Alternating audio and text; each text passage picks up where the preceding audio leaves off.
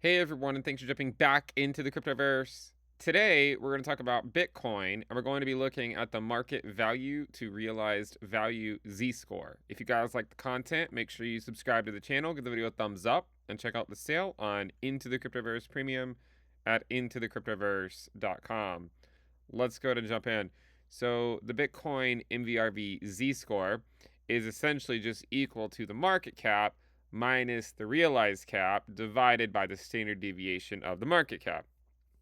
So by doing this, it actually gives you a pretty good indicator to try to get you better at timing market lows, but also market highs. You can see that prior market cycle tops occurred when this indicator went to at least above 6, as you can see in 2011, 2013, 2017, and in 2021.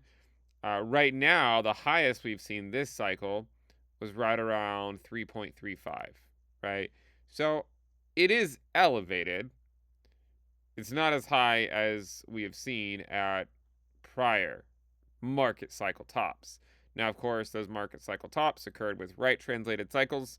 Um, so if we do get a right translated cycle with a peak at the end of this year, like the last 3 cycles, then the implication is that the MVRV Z-score would likely be above 6. And it would probably be a time where people would think this time is different and it's going to play out in a different way and it'll just go up forever and then it'll likely crash back down in 2026.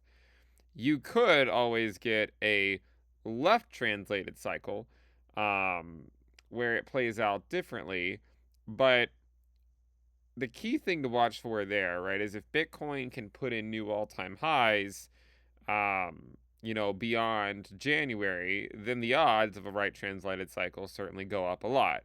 Last year, Bitcoin put in new all-time highs, in January, and then it continued on to go. Well, I guess in January it was just at 48K, but then in February it rallied on up again. So it can the cycle continued to put in new cycle highs in February and March, and then the market cooled off.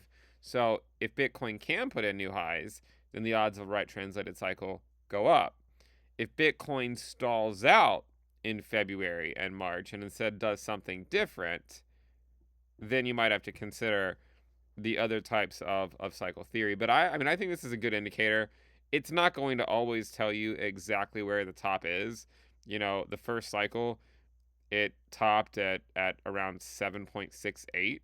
Um, and the cycle after that, you can see that it topped at a peak of 10.66, right? And last cycle, it topped at 7.15, even though the price of Bitcoin actually continued to go up. You could argue this was like a divergence, another indicator showing a divergence between price action was actually going on.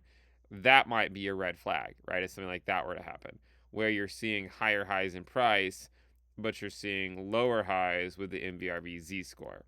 What we're seeing right now, right? What we're seeing right now, as you compare to this peak to that one, we saw higher highs with the MVRV Z score.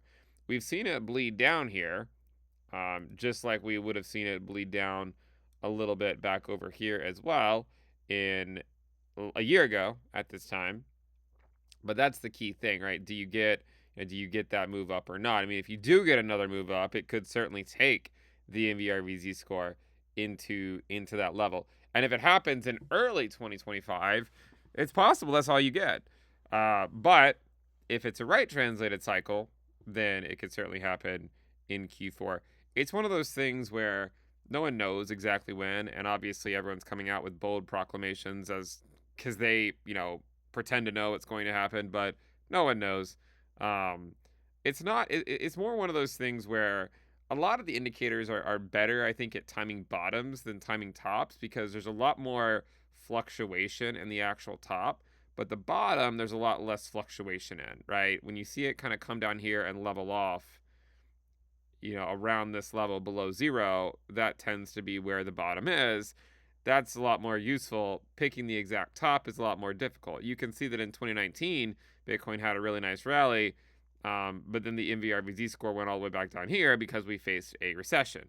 So I would argue it's an indicator that's probably better for timing bottoms, but historically, market cycle tops have occurred whenever this indicator went above 6.